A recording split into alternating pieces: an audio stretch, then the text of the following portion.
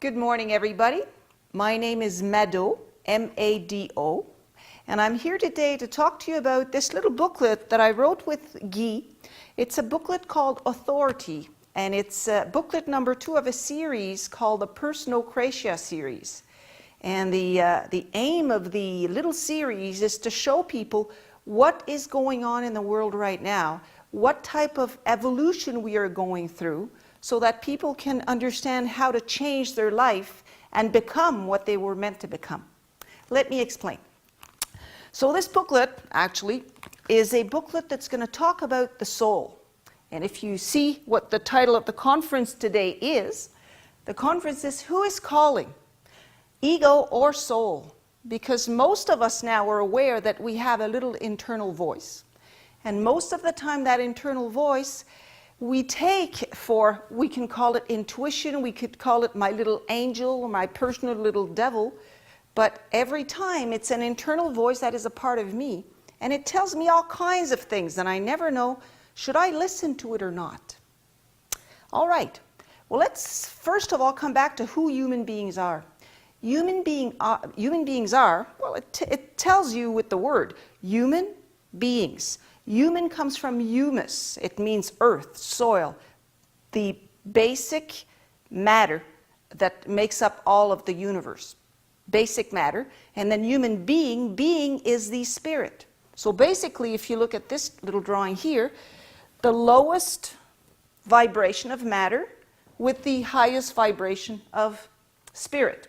On this thing here, the lowest vibration of matter with the highest vibration of spirit. This is who we are, from the lowest and everything in between all the way to the highest vibrations. All right, so what's going on right now? Right now, human beings have been living in a world of illusion, which looks pretty much like a fishbowl. Basically, human beings take themselves to be fish. So what do? Well, we go around one way all week long, going to work, taking the subway, coming back home, taking care of the kids, eating, and having a little bit of fun in the bed, and then going to sleep and starting back. What do we do on the weekend or on the holidays? We say, oh, life is boring. Let's try the other way around. We turn around and we start going the other way. Okay?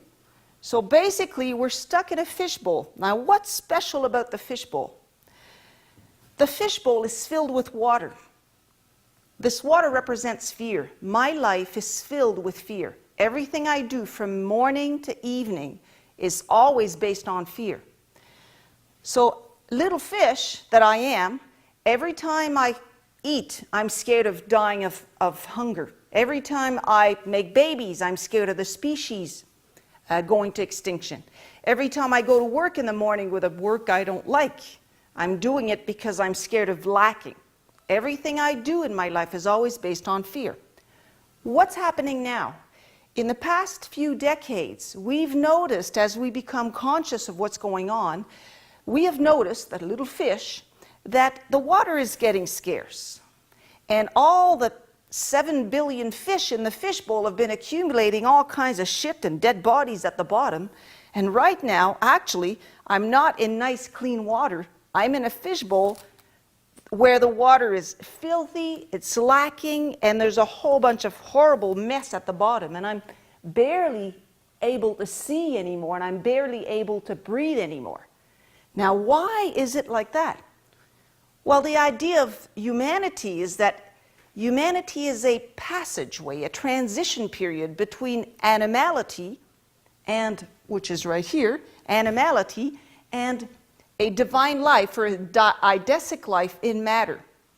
And in order for me to be able to change from one species to the next, which is something we talked about in the other booklet and another video, in order for me to change from one to the other, I have to be able to start behaving differently.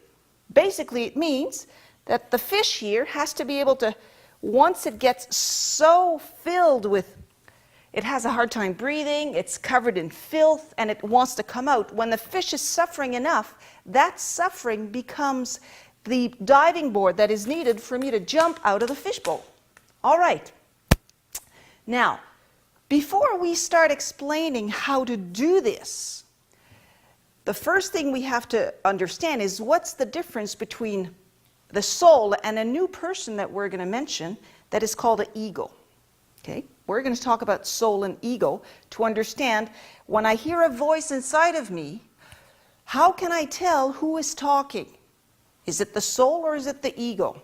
All right, so let's talk about the ego. What's the ego? Ego is a false soul that I've invented to be able to survive in that fishbowl until I'm able to jump out. That ego is there to control the three parts of my body.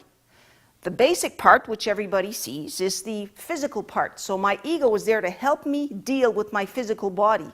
It tells me, for example, watch out, you don't look so good today, and maybe you're not going to be able to be liked by other person because your hair is a little bit crooked.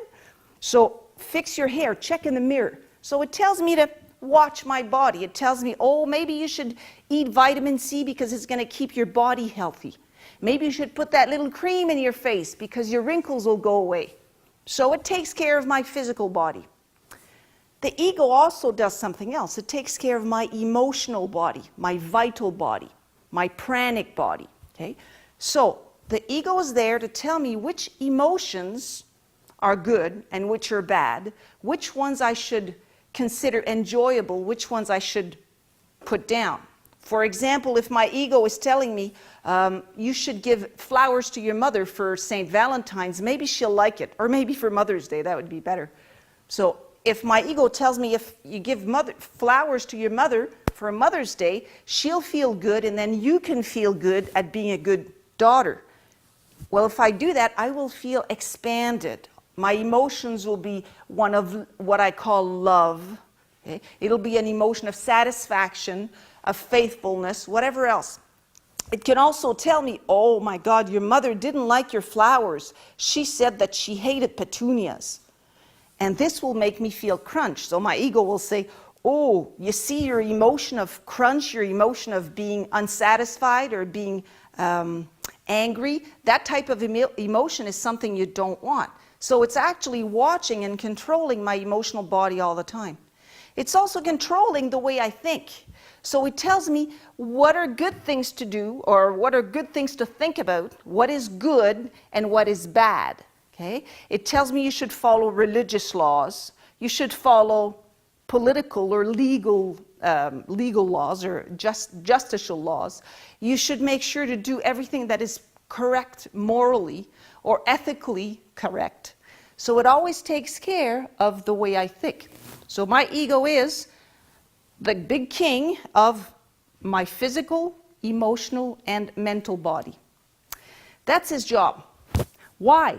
Because his idea is that I should make that body survive and the whole species survive until a critical mass of human beings are able to jump out of the fishbowl.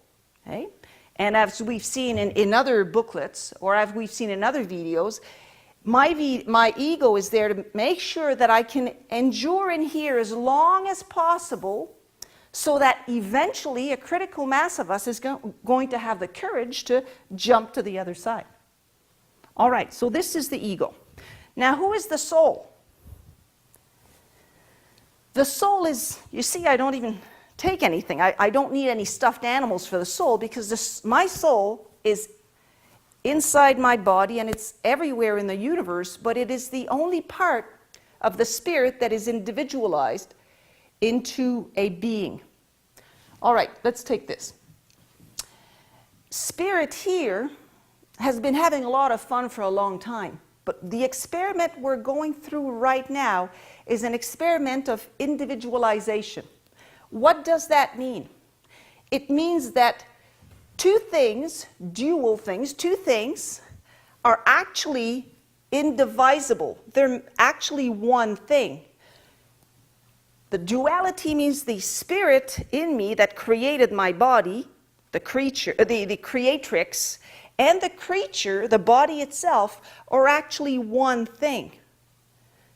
The only difference between the spirit in me and the body itself is that the spirit has been lowering its vibrations to create matter, to create my body. So I am both the lowest matter, densest matter inside my body, all the way to the highest matter, okay? Or the highest spirit, sorry. Now, what is the difference between spirit and soul? Spirit is everywhere. There is one, okay? In the personocratic books, in personocratia, we call this God or this supreme being Idessa. All right, so what is the difference between Idessa, which is the whole spirit, and the soul? The only difference is that the soul is an individualized version of Idessa, which means that I can still feel that I'm connected to everything in the spirit world, but I'm also an individualized spirit that actually takes care and worries about this body. Okay? All right, so this is my soul. What's the difference now between the soul and the ego? Well, the ego is there to make my body survive the longest it can. My soul is there to make sure that the soul itself evolves and that my body, my physical, emotional, and mental body, evolve with the soul. So her aim, her sole aim, is the evolution of matter and of herself. What is his aim? His aim, and notice that I'm talking masculine here. His aim, as opposed to the soul's aim, and I said she, or I call the soul feminine. There's a reason for this. So his aim is to make sure that my body survives as long as possible until I'm ready to listen to my soul. Okay.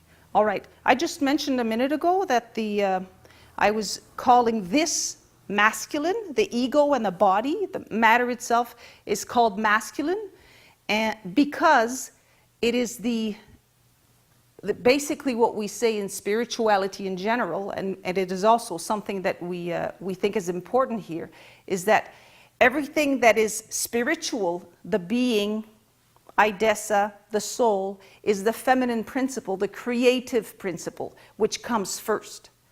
And the created or the creature is masculine principle, and it comes after. It's not more or less important. It's just a question of order, from the feminine, the spirit, the creatrix principle, to matter, to the masculine principle, to the materialization of the spirit.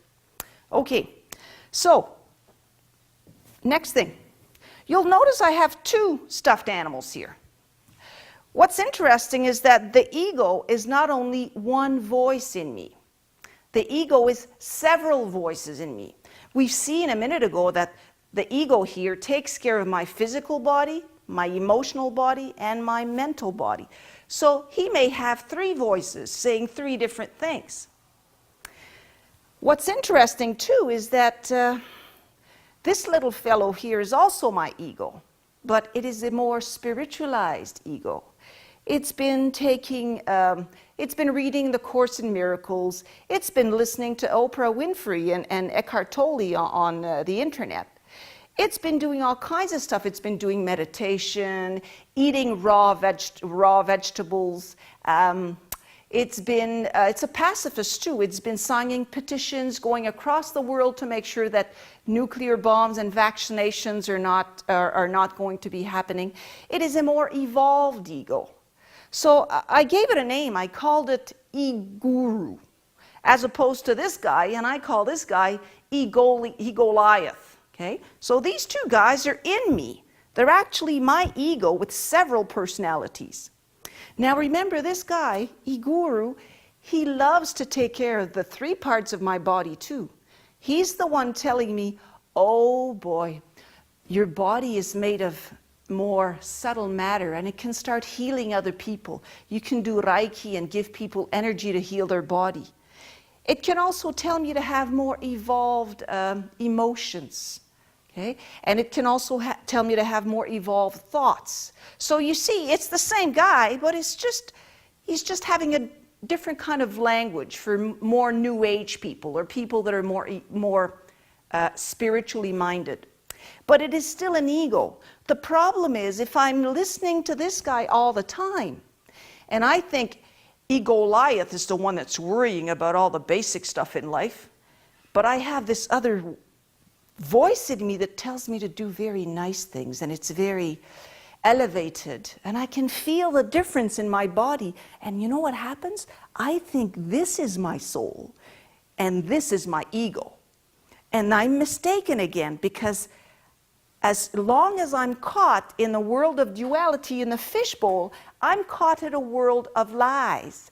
And the lies of my ego, I take to be my soul.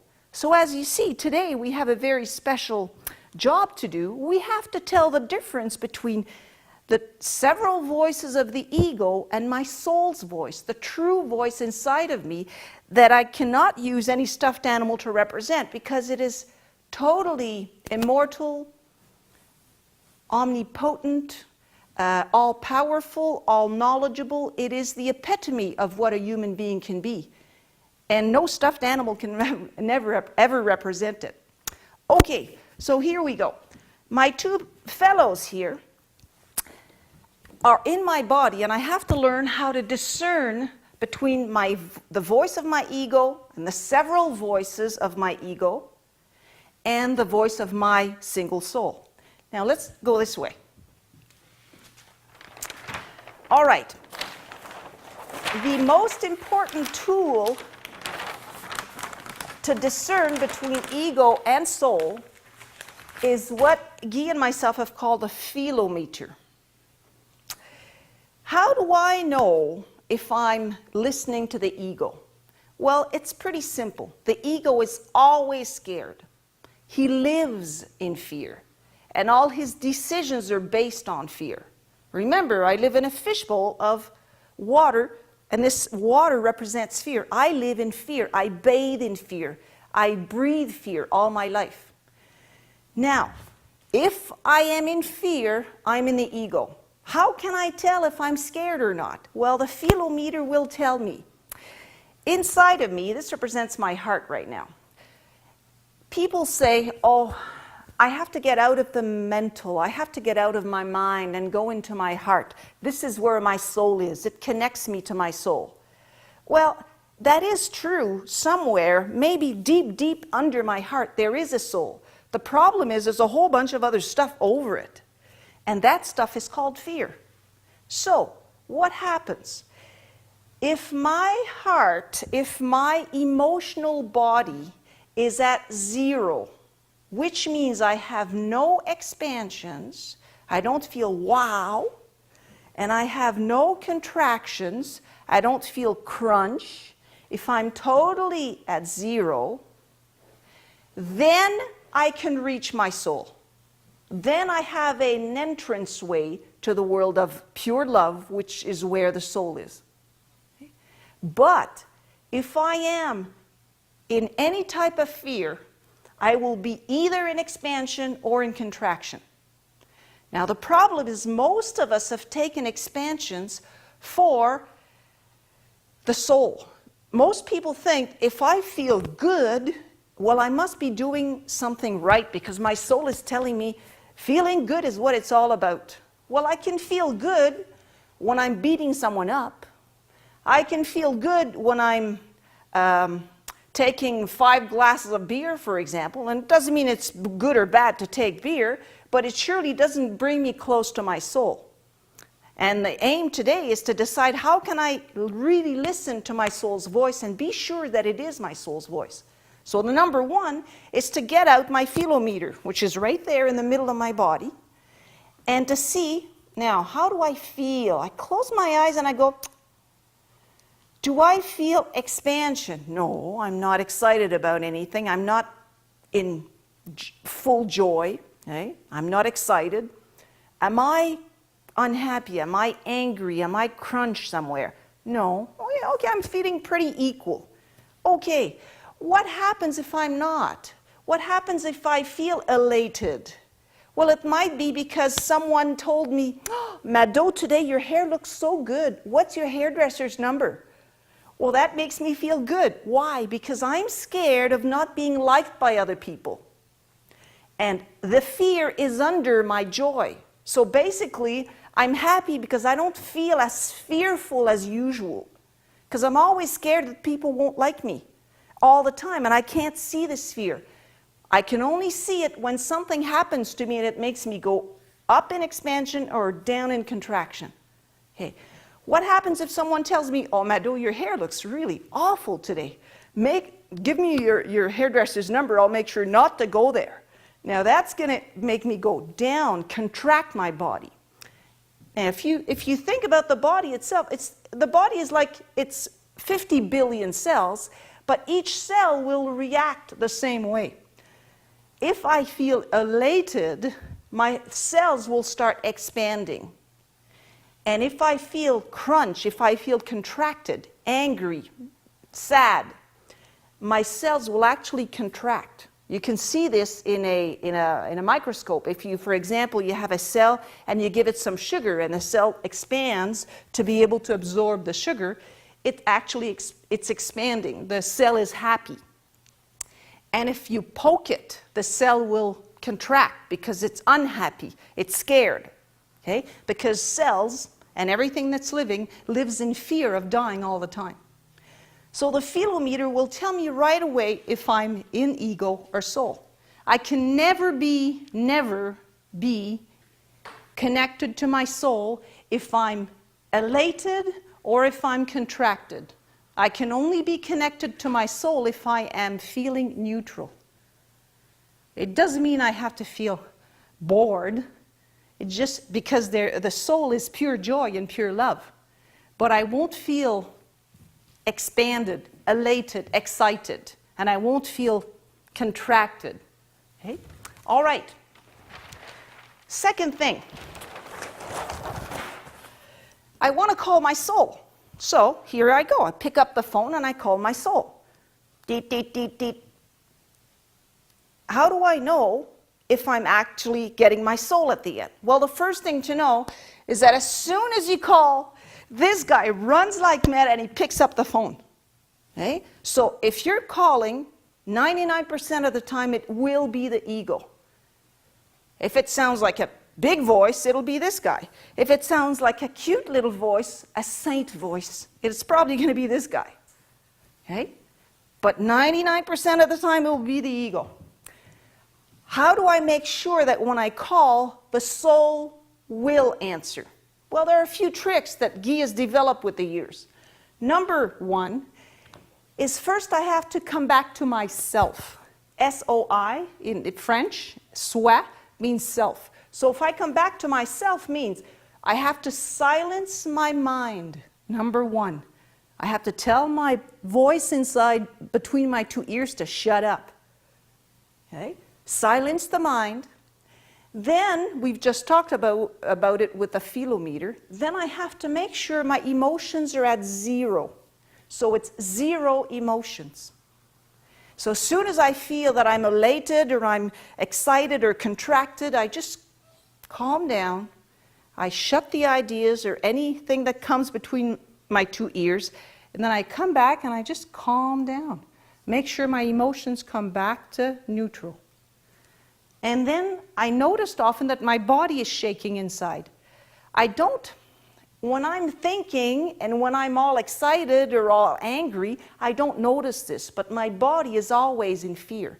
It is always shaking a little bit. My 50 billion cells are always waiting just in case something is going to happen. So the idea is to immobilize and calm the body. Once this is done, then I'm in business. Then I can pick up the phone at that moment. I've got to do this before I pick up the phone. Silence the mind, zero emotions, immobile body, and then I pick up the phone and I call. What do? Well, I have to call the soul. Hi, soul, how's it going? Soul will answer, fine, because she's always fine. And then I have to tell her, oh, soul, I'd like you to come to my house today. So I authorize her to come. And when she knocks on the door, I welcome my soul. I say, come in, soul.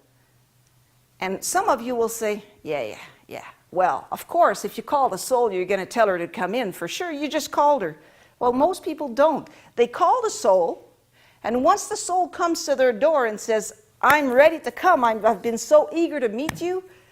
Well, they don't authorize her to come in because they know somewhere, and this guy knows, this one too, they both know that if the soul comes in, they are gone.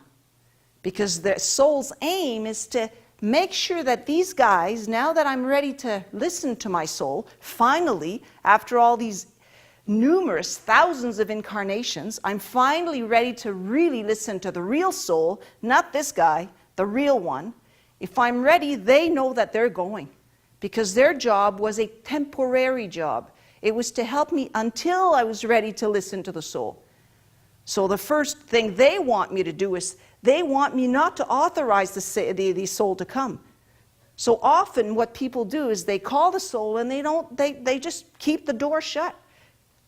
All right, third thing, I surrender, which is the biggest one. I surrender to the soul's decisions or the soul's propositions. If the soul comes in and tells me, you know, that job you hate, it's time you lose. It's time you quit. I'm scared of quitting my job. I'm scared of lack. I might not have any food. Maybe my husband will leave me because I won't bring half of the rent in.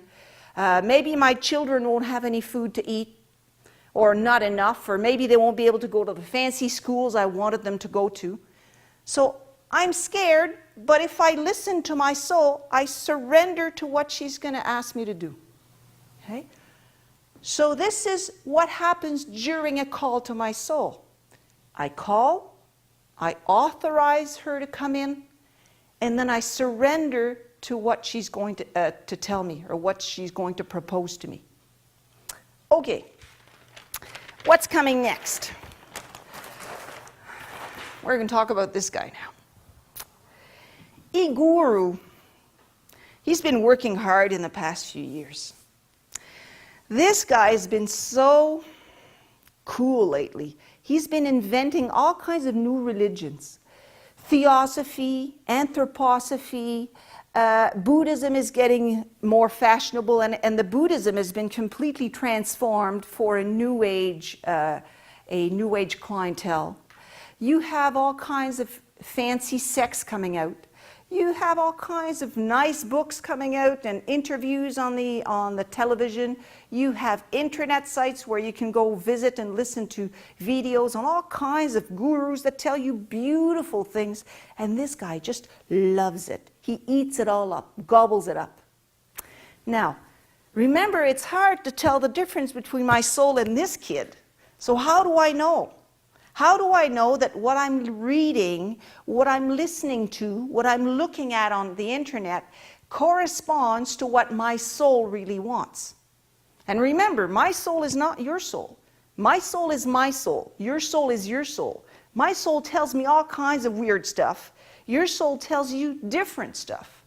So I'm not telling you to do what my soul tells me to do. You should do what your soul tells you to do. The problem is you have to tell the difference here. So, how do we do? First of all, if a guru or if a person or a book tells you that you are going to die, so you have no choice. You know, for example, the Tibetan books of the Tibetan Book of the Dead. Okay? If they talk about death, you know it is not what your soul wants you to hear because your soul is immortal. And the aim now is for you to become for your body to become as vibrant and as full of all the powers of Idessa as your soul is. So death is, no, you're an immortal body. All right, duality. If in the books you're reading or the information you're having, there's duality between right and wrong, you should always do this, you should never do that. Okay? Women do this and men do that. Children do this and old people do that. If there's a classification on good things to do and bad things to do, then you're not listening to what your soul is telling you. You're going to be listening to the duality or the laws that have been set up for you. Then you know that you're in the fishbowl. If there's a hierarchy, if there's a guru and sub-gurus, okay, for example, let's take the Dalai Lama as a good example. There's the Dalai Lama, there are higher lamas and lower lamas and smaller lamas, and then the Buddhists, and then the non-Buddhists. So you see there's a hierarchy. And everybody is trying to control the person under them. And everybody is being controlled by the person over them. Okay? So if you're in hierarchy, you're in the fishbowl. If there's reproduction, if you say, well, the Native Americans did it that way and they were happy, so we'll do the same. Okay? Reproduction can take two ways. You can reproduce behaviors that people had before, or you can also reproduce your own body. Okay? Sex comes under reproduction too. If a guru or any type of teaching is telling you you should have children, tantric sex is good, it's going to bring you higher in vibrations, then you know that you're in the fishbowl. Because you're an immortal body and you're an immortal soul, and in an immortal body, you do not need to reproduce. You do not need children anymore. So to get out of the sexual world is to get out of the fishbowl. Are you thinking about the exterior all the time? Are you looking at what other people outside of you are saying? Politicians, judges, artists on television. As long as you're looking for outside answers, you're not looking for your internal answers. And your soul is there, and the voice is there for you to know at all times what to do. If the person, the guru, the idea is pushed by the media, let's take, for example, Harry Potter, Da Vinci Code, Angels and Demons, etc., Céline Dion, all kinds of artists, all kinds of books and movies that are pushed by the media. The media is always backed by big money, which means by big egos. And you know, behind any person that's pushed in the media, there's a big ego somewhere that is trying to control.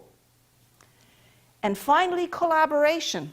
For example, if you're going on an internet site, there's this cool book and cool DVD that talks about spirituality, but you have to pay with MasterCard or PayPal, and you find out that the guru has been has bank accounts, he's been paying his income tax regularly, and he's collaborating with the government. For example, if a guru is saying, well, you do Reiki for a while to people, but if you see they're getting sicker, make sure that you tell them to go to the doctor. Don't take a chance. If he's collaborating with the medical system, he is in a fishbowl. All right. I'm going to go right here. We are in a very tough time right now. In general, our whole society is going through a series of crises. Yeah, economic crisis, a legal crisis, a political crisis, a health crisis. We're talking a lot about the pandemic, about massive and even compulsory vaccination. We're talking about FEMA camps. We're talking about guillotines. We're talking about mass graves. I mean, if you go on the internet and you surf right now, it's you don't even need to go. You don't need to go see horror movies. It's right there, and it's actually real news. It's not just movies. So we're in a crisis or series of crises that are leading us towards what we call an evolutionary crisis. The crisis is it's time for us to get out of the fishbowl. Okay? The problem is it's very tempting for this guy. And these two guys, okay? It's very tempting for these guys to say, my God, I'm losing control of this body. What am I going to do? Well, the ego would rather have us commit suicide than change. So what I want to talk about now before we stop is to talk about suicide. A lot of us have come in this world and we've not even decided to incarnate. We have left the door open, and as soon as we don't like life, we're out. We're getting out by playing video games, watching movies, taking alcohol, sex, drugs, whatever. We're always trying to get out all the time. We're not incarnating. We're not ready to be here and do what we have to do. And a lot of us have not closed the other door, the door to death and suicide. And as soon as things start getting rough, we're ready to pull the trigger. And the trigger can be pulled in several ways. It can be pulled with a gun, or by jumping into a cold water from a bridge. It can also come from cancer or all kinds of other diseases that are long-term deaths. It can come from refusing to do what our soul is telling us to do, which means the body eventually dies of fear and exhaustion. So a lot of us have chosen suicide. And we've been choosing suicide for hundreds and thousands of lives. Aren't you tired of that? Don't you just feel that somehow, somewhere, there has to be once in your life, in your many lives, where you're going to say, this time I'm not going to commit suicide. This time I'm going to stay there, and when time comes, I will jump out of fear. And when I jump out of fear, I am totally connected with my soul at all times. And the last thing the soul wants, the last thing it wants is for the body to die. The part of me that wants to have the body die is this guy. He doesn't want to lose control. He's even ready to kill the body before he loses control.